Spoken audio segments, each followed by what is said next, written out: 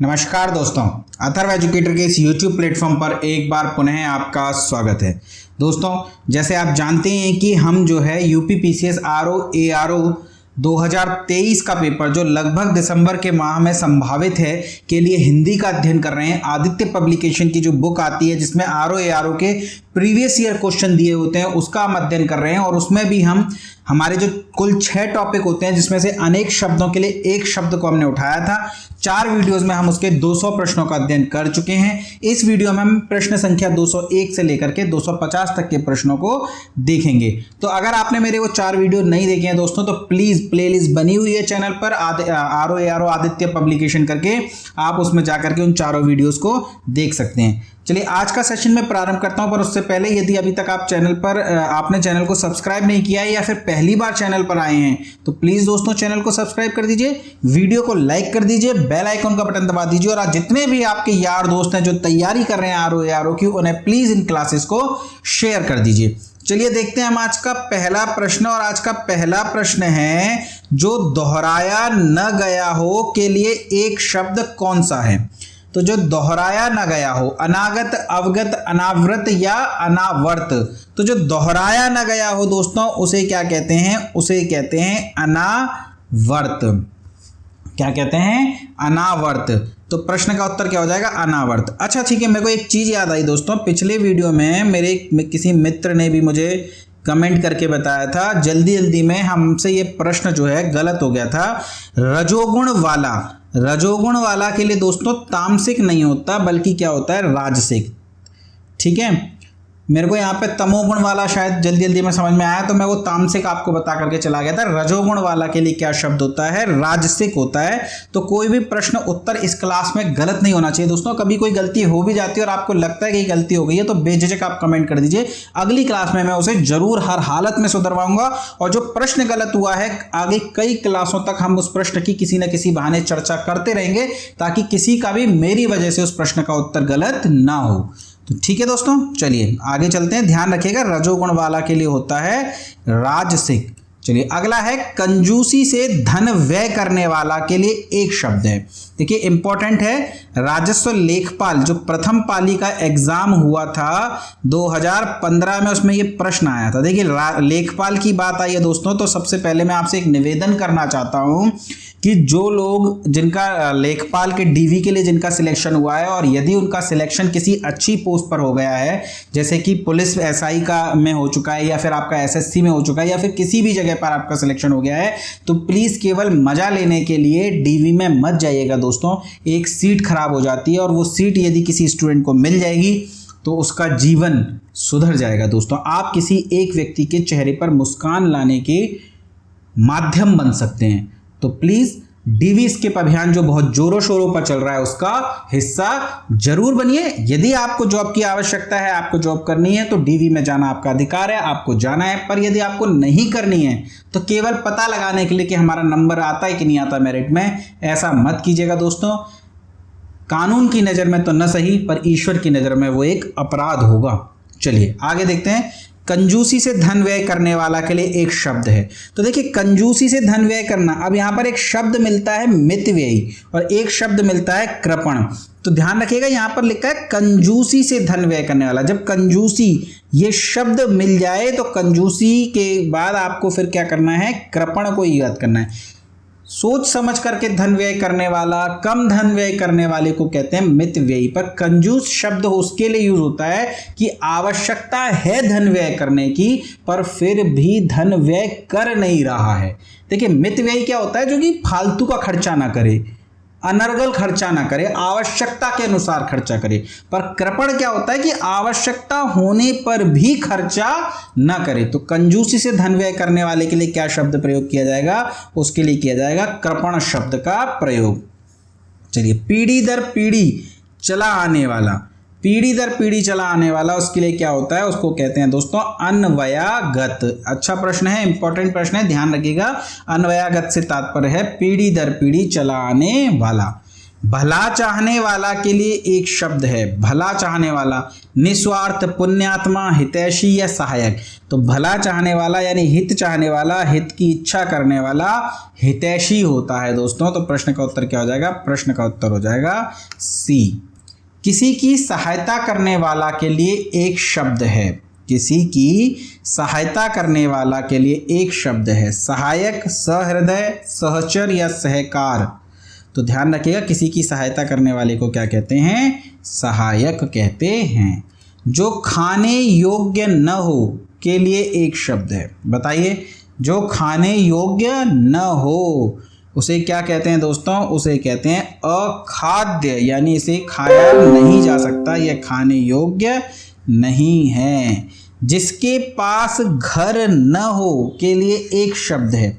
देखिए, जिसके पास घर ना हो, घर का पर्यायवाची होता है निकेतन। तो जिसके पास निकेतन ना हो यानी अनिकेत हो, तो जिसके पास घर ना हो उसे क्या कहेंगे?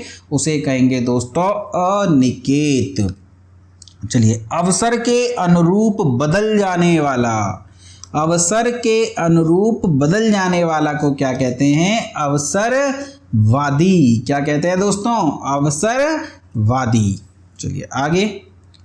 जो अपने स्थान या स्थिति से अलग न किया जा सके, जो अपने स्थान और स्थिति से अलग न किया जा सके उसे क्या कहेंगे? जिसे च्युत न किया जा सके यानी अच्युत। ठीक है, इमूवेबल के लिए स्थावर शब्द भी प्रयोग होता है, ध्यान रखिएगा। जिस स्त्री के पुत्र और पति ना हो, देखिए जिसके पुत्र भी ना हो, पति भी ना हो, ऐसी स्त्री को क्या कहते हैं? ऐसी स्त्री को कहते हैं दोस्तों अवीरा। इंपॉर्टेंट है, इस परीक्षा के अलावा भी कई बार पूछा गया है, आरओ के पेपर में भी ये पूछा जा चुका है। निम्नलिखित प्रश्न में 4 विकल्पों में से उस सही विकल्प का चयन कीजिए जो वाक्यांश के लिए एक शब्द का विकल्प है। और वो वाक्यांश कौन सा है? जो थोड़ा जानता है। कई बार आप चर्चा कर चुके हैं, जो थोड़ा जानता है उसे अल्पज्ञ कहते हैं, जो बहुत जानता है उसे बहुज्ञ कहते हैं, जो सब कुछ जानता है उसे सर्वज्ञ कहते हैं। तो प्रश्न का उत्तर क्या हो जाएगा? प्रश्न का उत्तर हो जाएगा सी। जो प्रमाण से सिद्ध न हो सके, जो प्रमाण से सिद्ध न हो सके। देखिए, जो प्रमाण से सिद्ध हो सके ये 2021 के आरओ प्री में आया था, उसको क्या कहेंगे? उसे कहेंगे प्रमेय। लेकिन जो प्रमाण से सिद्ध न हो सके उसे क्या कहेंगे? उसे कहेंगे अप्रमेय। ठीक है, याद रखिएगा ये बात। चलिए, पृथ्वी, ग्रहों, तारों आदि का स्थान वाक्यांश के लिए उचित शब्द होगा। आसान सा प्रश्न है दोस्तों, सभी जानते होंगे। अंतरिक्ष। जिसकी उपमा न दी जा सके, जिसकी कोई उपमा न दी जा सके, उपमा ही न दी जा सके उसे क्या कहेंगे दोस्तों? उसे कहेंगे अनुपम। अनुपम यानी इसकी कोई उपमा नहीं दी जा सकती। निम्न में से कौन सा पीछे चलने वाले शब्द समूह हेतु एक शब्द है? देखिए, पीछे चलने वाले को क्या कहेंगे? बताइए। पीछे चलने वाले को पिछलग्गू? नहीं, ये हिंदी का सही शब्द नहीं है दोस्तों। तो पिछलग्गू नहीं, पिछल नहीं, बल्कि क्या कहेंगे? अनुगत। ठीक है, अनुगामी। पीछा चलने वाले को क्या कहेंगे? अनुगत। ठीक है, तो प्रश्न का सही उत्तर क्या हो जाएगा? अनुगत। सही विकल्प का चयन करें जो वाक्यांश के लिए एक शब्द है। आदि से अंत तक। देखिए, आदि से अंत तक, बताइए क्या होगा आदि से अंत तक के लिए? अनादि, अधोपांत, समकालीन या समीचीन? तो आदि से अंत तक होता है अधोपांत। जिसका कोई अंत न हो उसे कहेंगे अनंत, जिसका कोई आदि या आरंभ न हो उसे कहेंगे अनादि, लेकिन आदि से अंत तक अधोपांत। ठीक है, चलिए। जिस पर आक्रमण हो, देखिए पिछले वीडियो में या उससे पिछले वीडियो में आया था जिस पर आक्रमण न हो, तो वहां था अनाक्रांत। और जिस पर आक्रमण हो उसे क्या कहेंगे? उसे कहेंगे दोस्तों आक्रांत। जो इंद्रियों की पहुंच से बाहर हो, यानी इंद्रियों से परे हो, जिसे इंद्रियों से अनुभव न किया जा सके, उसके लिए या तो शब्द अगोचर होता है या फिर इंद्रिया तीत होता है दोस्तों, ध्यान रखिएगा। जो इंद्रियों की पहुंच से बाहर हो उसे क्या कहेंगे, उसे कहेंगे इंद्रियातीत। जो इंद्र पर विजय प्राप्त कर चुका हो, जिसने इंद्र को जीत लिया हो, जो इंद्र पर विजय प्राप्त कर चुका हो, उसे कहेंगे दोस्तों इंद्रजीत। देखिए, इंद्र पर विजय प्राप्त करी है तो इंद्रजीत, इंद्रियों पर विजय प्राप्त करी है तो जितेंद्रिय। इंद्रियों पर, यदि इंद्रियों पर विजय प्राप्त करी है पूछा गया है तब तो जितेंद्रिय, पर इंद्र पर विजय प्राप्त करी है पूछा गया है तो इंद्रजीत। ध्यान से पढ़ लीजिएगा। चलिए, पूर्व और उत्तर के बीच की दिशा, देखिए चर्चा हमने करी थी। ये जो है पूर्व था, ये पश्चिम था, ये उत्तर था और ये दक्षिण था।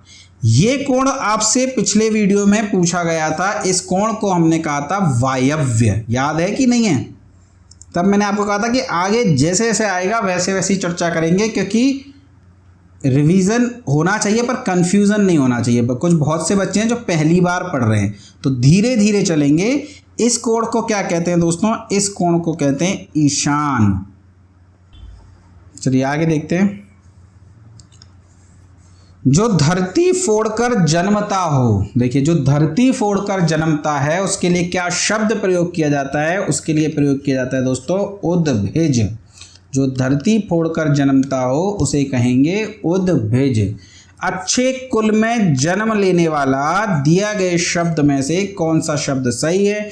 अच्छे कुल में जन्म लेने वाला, राजपुत्र, ये तो राजकुल में जन्म लेने वाला हुआ। कुलीन, अच्छे कुल में जन्म लेने वाला के लिए क्या शब्द प्रयोग किया जाएगा? कुलीन। जिसका जन्म 2 बार होता है उसे द्विज कहते हैं। देखिए, वैदिक सभ्यता जब पढ़ेंगे आप हिस्ट्री की तो देखेंगे कि 4 वर्णों में से शूद्र वर्ण को छोड़ दिया जाए तो अन्य 3 वर्णों को द्विज कहते थे, क्योंकि वैदिक काल में शूद्रों को उपनयन संस्कार का अधिकार नहीं था। उपनयन संस्कार पर दूसरा जन्म माना जाता था, तो बाकी के जो 3 वर्ण थे उनका जन्म 2 बार होता था, इसलिए उन्हें द्विज कहते थे। ठीक है, ये हम वैदिक सभ्यता में डिटेल से बात करेंगे, पर द्विज का तात्पर्य होता है जिसका 2 बार जन्म हो। तो ये आ सकता है अनेक शब्दों में से एक शब्द कि जिसका 2 बार जन्म होता हो उसे क्या कहेंगे? द्विज। लेकिन अच्छे कुल में जन्म लेने वाला को क्या कहेंगे? कुलीन। किसी तथ्य को जानने की इच्छा रखने वाला, किसी तथ्य को जानने की इच्छा रखने वाले के लिए क्या शब्द प्रयोग होगा? जिज्ञासु। इंद्रियों को जीत लिया हो जिसने, वाक्यांश के लिए सही विकल्प का चयन कीजिए। आप देखिए आगे फिर से, इंद्र को जीत लिया है तो इंद्रजीत, और इंद्रियों को जीत लिया है तो जितेंद्रिय। ठीक है, इसमें कंफ्यूजन मत रखिएगा, गलत मत कीजिएगा। पैसे से मनुष्य के जीवन जीने की इच्छा बलवती होती है। रेखांकित वाक्यांश के लिए एक शब्द है, इसको रेखांकित भी कर लीजिए। जीवन जीने की इच्छा के लिए एक शब्द पूछ रहा है सीधे से सीधे, तो जीवन जीने की इच्छा क्या कहलाती है दोस्तों? वो कहलाती है जिजीविषा।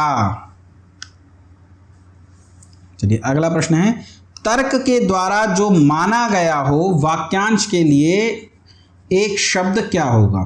तर्क के द्वारा जो माना गया हो उसको क्या कहेंगे दोस्तों? बताइए। तर्क सम्मत, तर्क संगत, तकावी या तटस्थ? तो तर्क के द्वारा जो माना गया हो उसे कहते हैं दोस्तों तर्क संगत। गोद लिया हुआ पुत्र के लिए उपयुक्त शब्द होगा, ये तो आसान सा है, सभी को आता ही होगा। तो गोद लिए हुए पुत्र को क्या कहते हैं? दत्तक पुत्र, यानी कि दत्तक। देखिए हिस्ट्री में भी तो पढ़ते हैं, लॉर्ड डलहौजी ने राजाओं के गोद लेने पर निषेध कर दिया था, रोक लगा दी थी। दत्तक पुत्रों को राजा नहीं माना जाता था। तो दत्तक मतलब जिसे गोद लिया गया हो। जो मुश्किल से प्राप्त हो उसे क्या कहते हैं? अलभ्य, सुलभ, दुर्लभ या अलंघ्य? तो क्या कहेंगे उसे? दुर्लभ। चलिए आगे देखते हैं। जो देने योग्य है के लिए एक शब्द है, देने योग्य जो हो उसे कहते हैं देय। जंगल में लगने वाली आग को क्या कहते हैं? देखिए जंगल में लगने वाली आग दावानल, समुद्र में लगने वाली आग बड़वानल, पेट में लगने वाली आग जठराग्नि। तो यहाँ पूछ रहा है आपसे जंगल में लगने वाली आग को क्या कहते हैं? तो प्रश्न का उत्तर क्या हो जाएगा? दावानल। रात में विचरण करने वाले प्राणी को कहा जाता है। देखिए, रात्रि में यदि विचरण कर रहे हैं तो ऐसे प्राणी को क्या कहते हैं? निशाचर। सुना होगा ना आपने, कोई आदमी जो रात में जगता है हम ज़्यादा, तो हम क्या कहते हैं? निशाचर। हालांकि जितने भी स्टूडेंट जो कंपटीशन की तैयारी कर रहे हैं उसमें से 90% ज़्यादा स्टूडेंट जो होते हैं वो निशाचर ही हो जाते हैं। ठीक है। और होता तो यह है कि किसी दिन पढ़ने की इच्छा नहीं भी होती तब भी नींद तो आती नहीं है 2-3 बजे से पहले तक, तो जगे रहेंगे, रील्स देखते रहेंगे मोबाइल पर सोएंगे नहीं, तो उन्हें कहते हैं निशाचर। तो रात में विचरण करने वाला प्राणी क्या कहलाता है? निशाचर। चलिए, जिसके हृदय में ममता नहीं हो, जिसके हृदय में ममता नहीं हो उसे क्या कहते हैं दोस्तों? उसे कहते हैं निर्मम। जिसका प्रयोग निश्चित शब्द समुदाय या पूरे वाक्य का अतिरिक्त भावार्थ प्रदान करने के लिए होता है उसे कहते हैं। देखिए, अगर किसी स्टेटमेंट का, किसी वाक्य का भावार्थ प्रदान करने के लिए यदि जो यूज़ किया जाता है जिस शब्द को, उसे क्या कहते हैं? तो उसे कहते हैं दोस्तों निपात। क्या कहते हैं? निपात। ध्यान रखिएगा, इंपॉर्टेंट प्रश्न है। निपात उसे कहते हैं।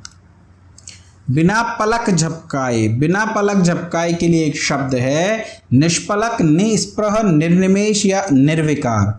तो बिना पलक झपकाए के लिए क्या शब्द यूज होता है? निर्निमेष। पार्थिव। पार्थिव का मतलब आपको बताना है जिसका संबंध मनुष्यों से है, जिसका संबंध प्रथा से है, जिसका संबंध ईश्वर से है, जिसका संबंध पृथ्वी से है। तो पार्थिव का मतलब क्या होता है? जिसका संबंध पृथ्वी से है।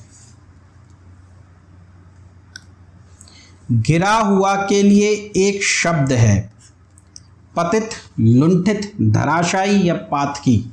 तो गिरा हुआ के लिए क्या शब्द होता है? पतित होता है दोस्तों। जो आंखों के सामने हो के लिए एक शब्द बताइए। सामाजिक, प्रत्यक्ष, सुलभ या प्रियतम। तो जो आंखों के सामने हो उसके लिए क्या शब्द यूज होगा दोस्तों? उसे कहेंगे प्रत्यक्ष। और जो आंखों के सामने न हो उसे क्या कहेंगे? उसे कहेंगे परोक्ष। दिए गए वाक्य के लिए एक शब्द का चयन कीजिए। पाप करने के बाद स्वयं दंड पाना। देखिए, पाप करने के बाद अपने आप को ही दंड देना, स्वयं दंड को ग्रहण करना, उसे क्या कहते हैं? उसे कहते हैं दोस्तों प्रायश्चित। प्रत्युत्पन्नमति शब्द का वाक्यांश होगा, ये भी कई बार पूछ लिया हमने अपनी क्लासेस में। प्रत्युत्पन्नमति शब्द का उत्तर क्या होगा? वाक्यांश क्या होगा? जो तत्काल सोचकर उत्तर दे सके। मतलब कोई बात हुई, कोई प्रश्न पूछा गया और उसका तुरंत उत्तर दे दे, तत्काल सोचकर उत्तर दे सके, उसे क्या कहते हैं? उसे कहते हैं प्रत्युत्पन्नमति। चलिए, प्राणदा के लिए अनेक शब्द हैं। प्राणदा, प्राणदा, प्राण देने वाली यानी जीवन देने वाली दवा। प्रज्ञा चक्षु के लिए वाक्यांश है। देखिए, प्रज्ञा मतलब बुद्धि होता है, चक्षु मतलब नेत्र होता है। बुद्धि जिसका नेत्र हो उसे क्या कहते हैं? प्रज्ञा चक्षु कहते हैं। प्रश्न संख्या 242, खाने की इच्छा के लिए उपयुक्त शब्द है। तो खाने की इच्छा क्या कहलाती है? खाने की इच्छा कहलाती है दोस्तों बुभुक्षा। तैरने की इच्छा क्या कहलाती है? तृतीशा। जीने की इच्छा क्या कहलाती है? जिजीविषा। मरने की इच्छा क्या कहलाती है? मुमूर्षु। और मोक्ष की इच्छा क्या कहलाती है? मुमुक्षु। ठीक है, तो खाने की इच्छा क्या कहलाती है? बुभुक्षा। भूमि के अंदर की जानकारी रखने वाले को क्या कहते हैं? भूमि के अंदर की जानकारी रखने वाले को क्या कहते हैं दोस्तों? उसे कहते हैं भूगर्भ वेत्ता। मोक्ष की कामना करने वाला, देखिए आ गया, मोक्ष की इच्छा रखने वाले को क्या कहते हैं? उसे कहते हैं मुमुक्षु।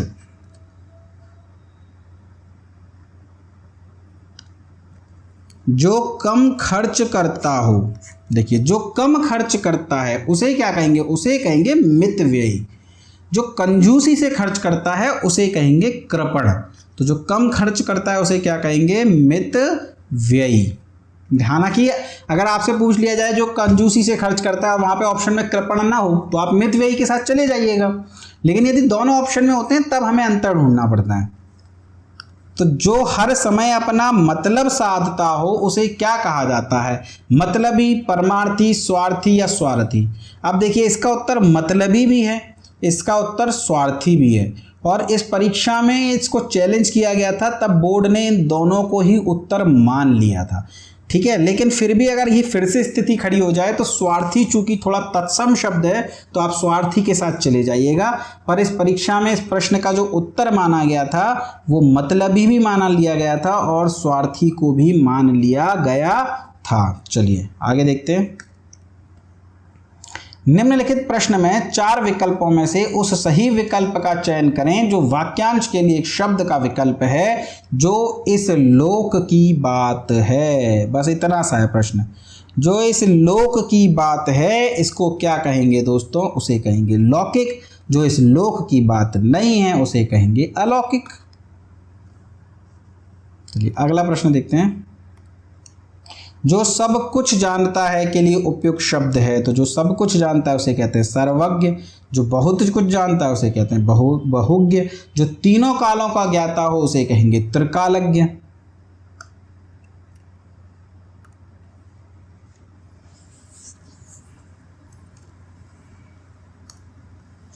एक ही समय में वर्तमान के लिए एक शब्द है, यानी एक समय में कोई चीज हुई हो उसे क्या कहेंगे? उसे कहेंगे समसामयिक। जैसे कि मैं कहूं कि गौतम बुद्ध और बिंबिसार या गौतम बुद्ध या अजातशत्रु ये समसामयिक थे। क्यों? क्योंकि ये एक ही काल के थे। जब गौतम बुद्ध ने गृह त्यागा, जब ज्ञान प्राप्त किया तो मगध के राजा कौन थे? बिंबिसार। जब गौतम बुद्ध ने प्राण त्यागे तो मगध का राजा कौन? तो अजातशत्रु। तो ये एक ही काल के समसामयिक हैं। लेकिन गौतम बुद्ध और अशोक ये समसामयिक नहीं है, एक काल के नहीं है। तो जो एक ही समय में वर्तमान के लिए शब्द क्या प्रयोग किया जाता है? वो किया जाता है समसामयिक। करंट अफेयर के लिए भी कहते हैं ना हम समसामयिक घटना। भविष्य में होने वाला के लिए एक शब्द है, तो जो भविष्य में होगा उसे क्या कहेंगे दोस्तों? उसे कहेंगे भावी। तो दोस्तों ये थे 250 प्रश्न जो है अब तक हम कर चुके हैं 5 वीडियो में। लगभग इस पुस्तक में 350 प्रश्न इस टॉपिक के हैं, यानी 2 वीडियोस हमारी और रह गई हैं। कोशिश करूंगा मैं दोनों वीडियोस कर ले आऊँ अगर मैंने कोई और क्लासेस शुरू नहीं करी, क्योंकि मेरा है मानना कि हिस्ट्री की क्लास तो चली रही है। मैं सोच रहा हूँ आपके लिए ज्योग्राफी और साइंस की क्लासेस भी स्टार्ट कर दूँ आरओ के पॉइंट ऑफ व्यू से। चलिए देखते हैं क्या कर पाते हैं, पर जल्दी ही क्लासेस और भी शुरू की जाएंगी। तब तक आप पढ़ते रहिए, मस्त रहिए, चैनल को शेयर सब्सक्राइब करते रहिए। धन्यवाद दोस्तों।